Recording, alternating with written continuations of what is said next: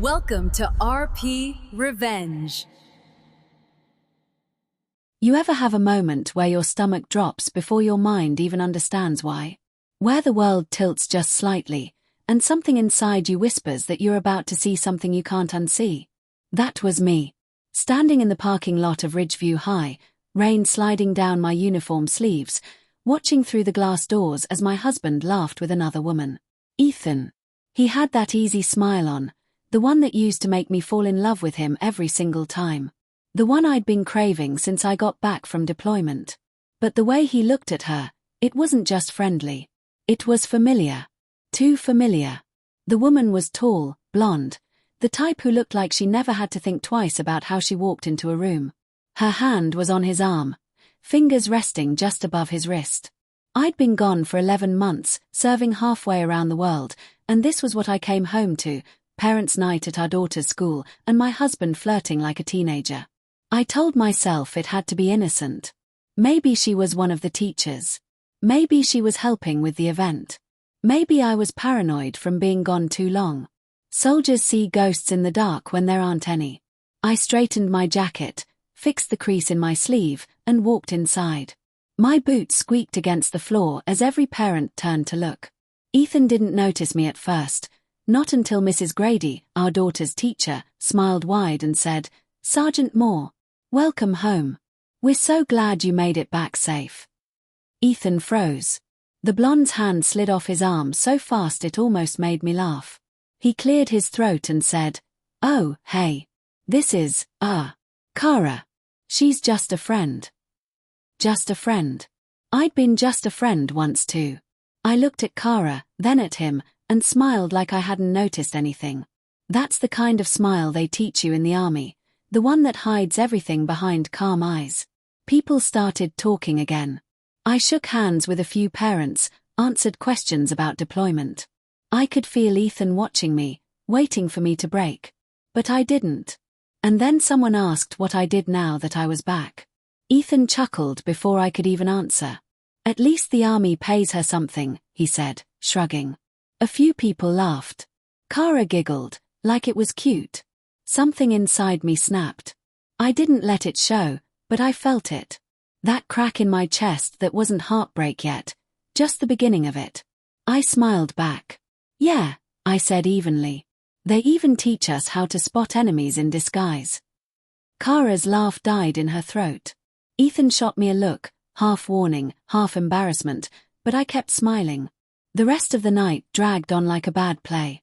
I sat through Maddie's little presentation, pretending to care about her drawings while watching Ethan and Kara whisper behind me.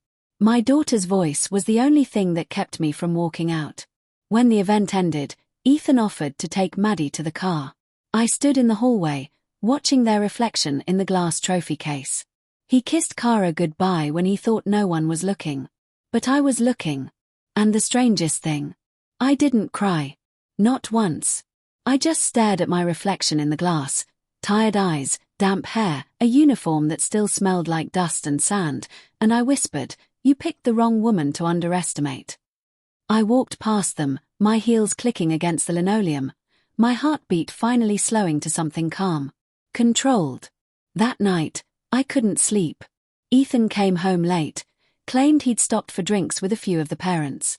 I pretended to be half asleep when he crawled into bed. His arm slid across my waist like nothing had changed. But everything had.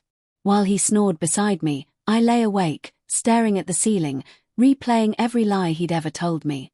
Every "you're too serious," every "it's not what it looks like," every time he'd made me feel small just so he could feel important. By sunrise, I knew exactly what I had to do. Ethan loved control. He loved being the charming husband, the funny dad, the man everyone envied. He'd spent years building that image, and that was where I'd hit him. Not with anger. Not with violence. But with precision. I'd take away the one thing he valued more than love or loyalty, his reputation. And I wouldn't need to scream or cry to do it. I just needed time. And the next time he saw me, I wouldn't be the quiet soldier wife he thought he could laugh about. I'd be the woman who taught him what consequences really looked like. Because if there's one thing the army teaches you, it's patience. And I had plenty of it. 3 days passed after parents' night. 3 days of pretending everything was fine, of smiling through breakfast, of kissing Maddie goodbye at school drop-off while Ethan acted like nothing had happened. He didn't know I'd seen him kiss her. He didn't know I'd memorized the way his hand cupped her face, like it used to touch mine. He thought he still had control. That was Ethan's greatest weakness, his arrogance. He believed he could talk his way out of anything.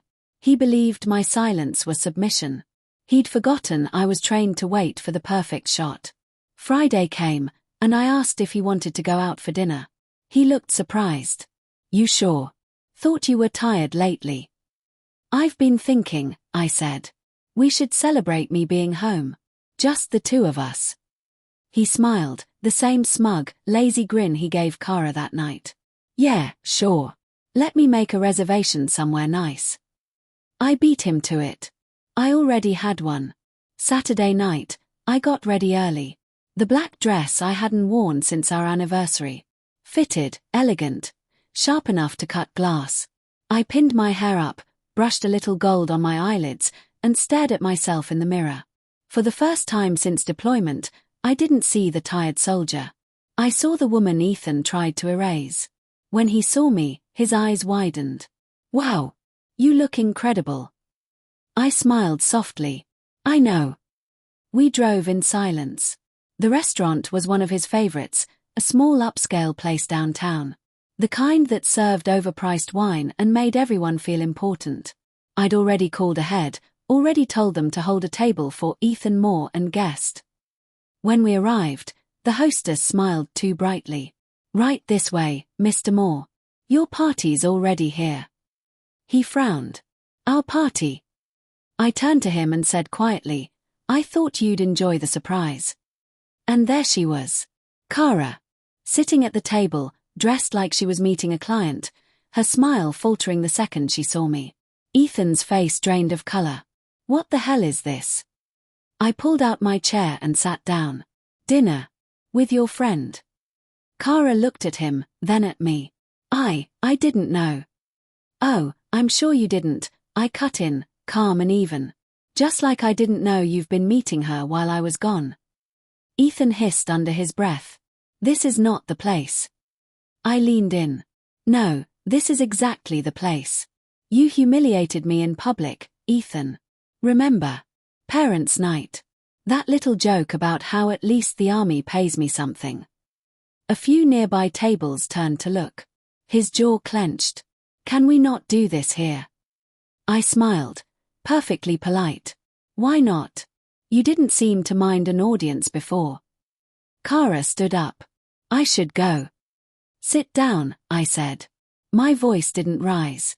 It didn't need to. She Saturday. Ethan's hand gripped the edge of the table. "You're making a scene." I tilted my head. "Am I? I thought you liked attention. You always loved when people thought you were the perfect husband. The devoted father. The man who held everything together while I was away."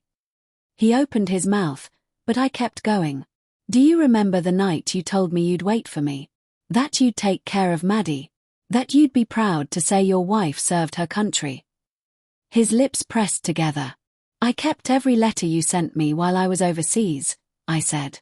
"Every single one. But you stopped writing after month 6. Guess you were too busy." He looked like he wanted to speak, but the words got stuck somewhere between guilt and pride. So I leaned back in my chair and said, "Here's what's going to happen. You're going to leave this table, and you're going to tell Kara it's over. For good. Because if you don't, the pictures I took outside the school that night, the ones of you kissing her goodbye, will be sent to your boss, your mother, and every parent in Maddie's class." Kara's eyes widened. "You took pictures?" "I'm a soldier," I said quietly. "We document everything." Ethan's voice cracked, barely audible. "You wouldn't do that." "Wouldn't I?" I asked. "You had no problem making me look small in front of everyone. You didn't mind when I came home from war and had to watch you play family with someone else. You forgot who I am." For a long moment, none of us spoke. Then Ethan whispered, "What do you want from me?" I smiled coldly. "Nothing. Just to watch you realize what you threw away." I stood, picked up my purse, and looked at Kara. "He's all yours, if you're still interested in a man who destroys the women who love him." She stared at me, face pale, then turned to him. "You didn't say you were still living together." I didn't wait for his answer. I walked out, calm and steady, every eye in the restaurant following me. Outside, the night air was cool. I felt it rush through me like oxygen after years of holding my breath. By the time Ethan came home that night, his reputation was already cracking. Parents had started texting about the scene at the restaurant. Word spread fast in a small town. He tried to confront me, but I didn't argue. I didn't yell. I just handed him an envelope, divorce papers, already signed. His hands shook as he opened it. "You planned all this?" "Of course," I said. "You don't win battles by accident." He stared at me for a long time, eyes searching for the woman who used to forgive him. But she was gone. When he finally left, slamming the door behind him, I sat on the couch and exhaled for what felt like the first time in months. It wasn't about revenge anymore. It was about reclaiming my peace. Sometimes, the loudest justice is quiet, watching someone who broke you realize they can't touch you anymore. And that's exactly what I gave him. So tell me, if someone humiliated you like that, would you have walked away, or made them remember who they were dealing with? Don't forget to subscribe if you've ever turned betrayal into strength. Comment "She won without screaming" if you know that silence can be the sharpest revenge.